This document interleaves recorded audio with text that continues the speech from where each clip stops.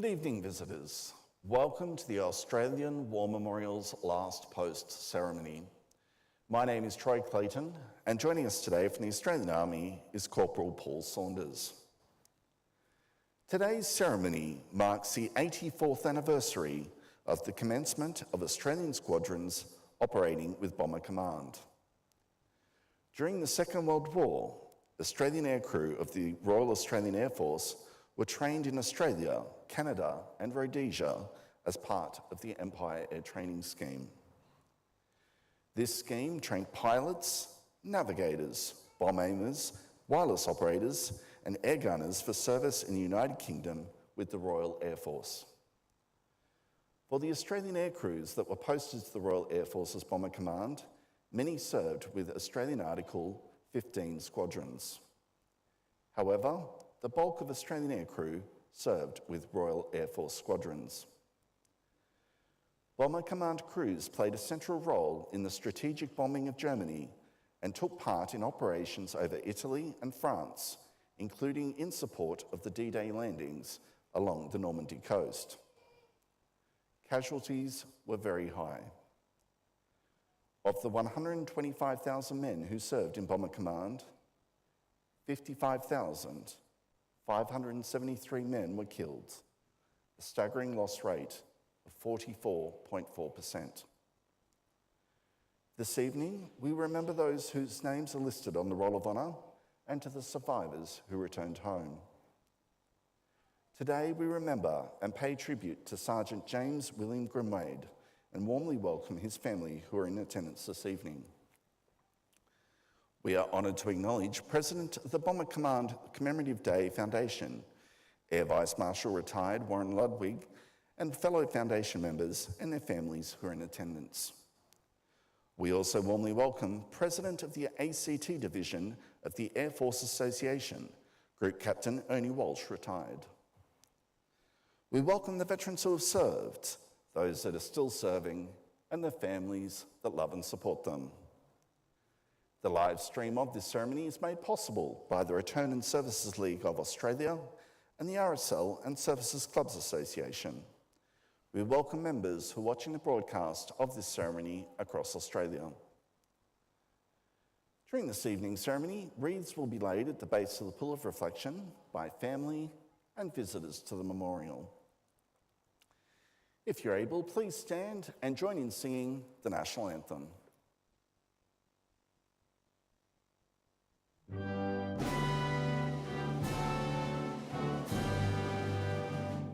Australians, oh, let us rejoice, for we are one and free.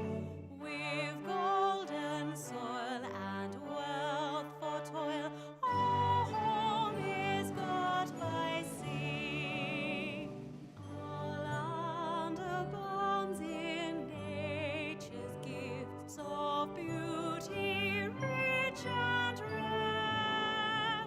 In history's page, let every stage advance Australia fair. In joyful strains, then let us sing, advance Australia fair. Thank you. If you're able, you may be seated. The Australian War Memorial was the vision of Charles Bean, Australia's First World War official historian. Bean landed with the Australian troops on Gallipoli and stayed with them at the front through to the end of the war. The idea of this national memorial and museum came to him at Pozières, France, in the depths of the bloody fighting of 1916. Bean's idea was that this would be a place where families and friends could mourn their loved ones buried in faraway places. It would also be a place that could help all Australians understand what these men and women had endured and what they had done for us. Bean's vision, to which we remain true, is best expressed as inscribed in the entrance to the memorial's galleries. Here is their spirit, in the heart of the land they loved. And here we guard the record which they themselves made.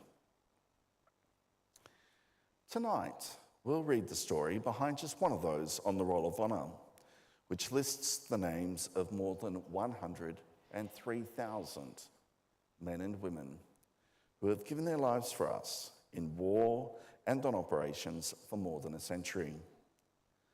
But first we present a lament, Flowers of the Forest. Wreaths or floral tributes will now be laid at the base of the pool of reflection.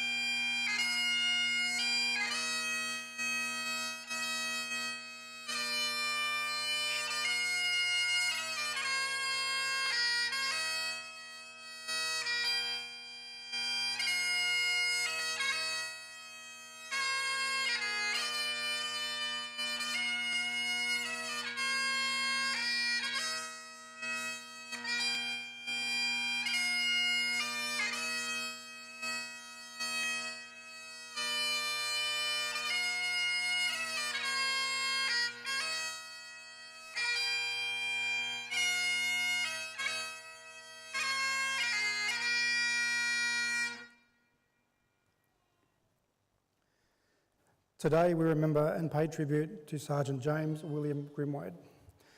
Born in Mount Garnet in the Tablelands region of Queensland on the 30th of June 1911, James Grimwade was the son of Royce Edmund Grimwade and Mary Augustus Grimwade. Young James attended Eagle Junction State School in the Brisbane suburb of Clayfield from 1923 to 1925, and then Brisbane Grammar School to 1927. In 1933, Grimwade undertook an English course via correspondence from the Hemingway and Robinson Institute. He was a keen sportsman who rode and played golf. After his schooling, Grimwade moved to Grafton in the Northern Rivers region of New South Wales.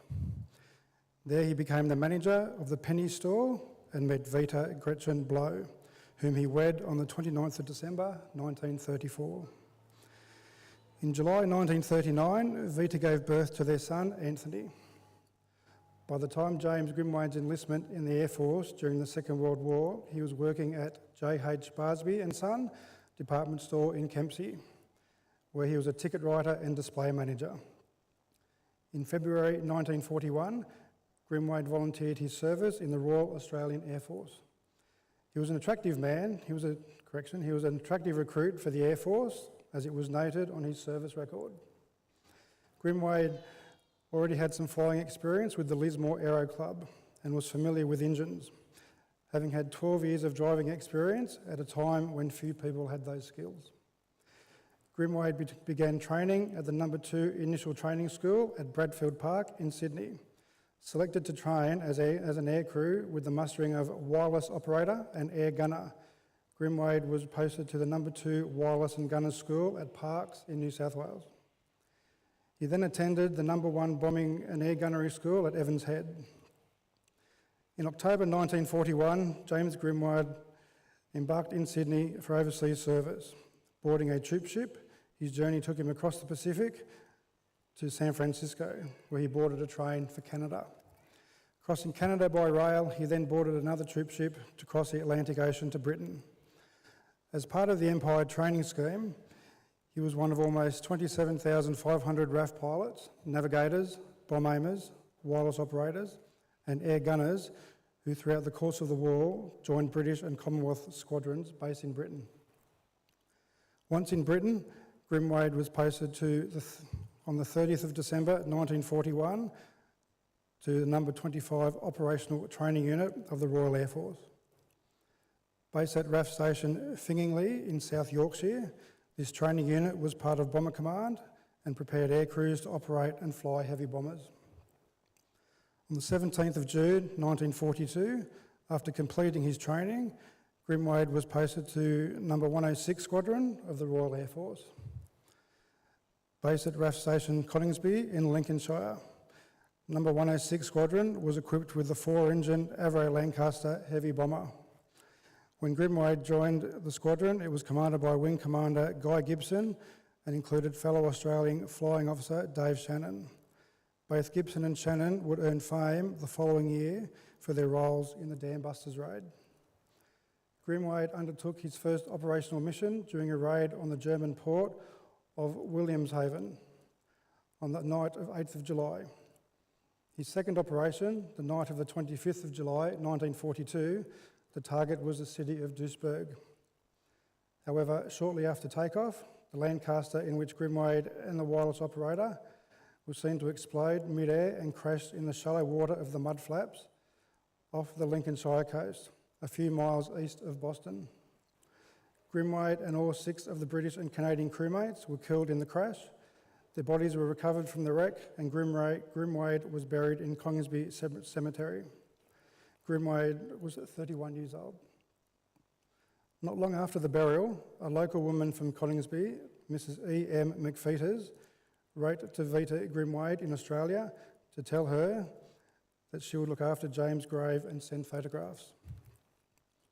Today, a wingtip of Grimwade's Lancaster is displayed as a memorial to the crew at the Metheringham Airfield Visitor Centre in Lincolnshire.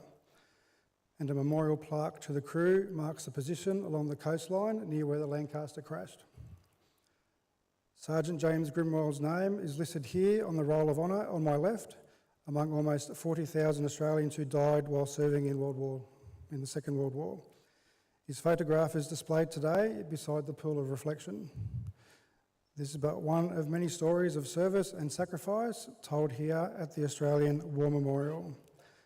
We now remember Sergeant James William Grimwade, who gave his life for us, for our freedoms, and in the hope of a better world.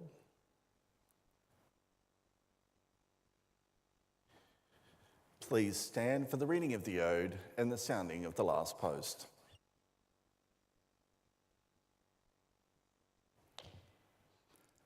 They shall grow not old, as we that are left grow old. Age shall not weary them, nor the years condemn.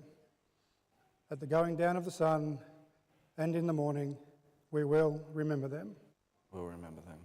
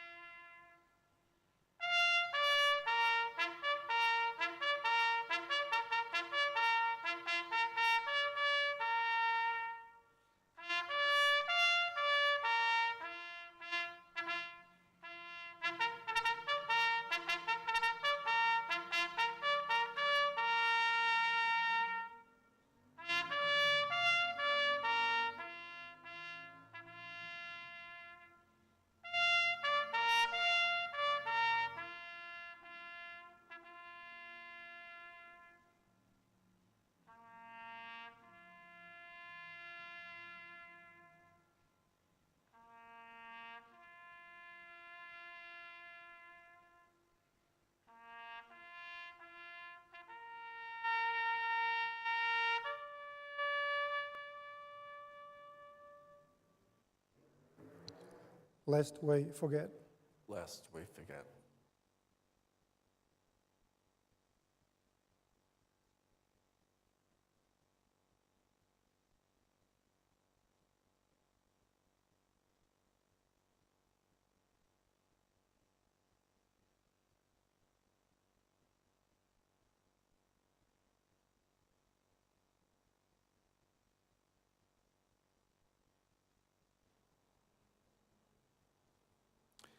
We leave you this evening with the words of the memorial's founder, Charles Bean.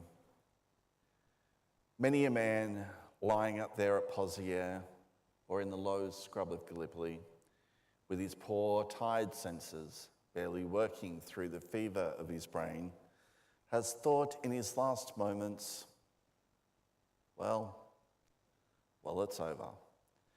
But in Australia, they will be proud of this. Ladies and gentlemen, girls and boys, that concludes the last post ceremony. On behalf of the director, staff and volunteers, thank you for visiting the Australian War Memorial today. We wish you all a very pleasant evening. Thank you.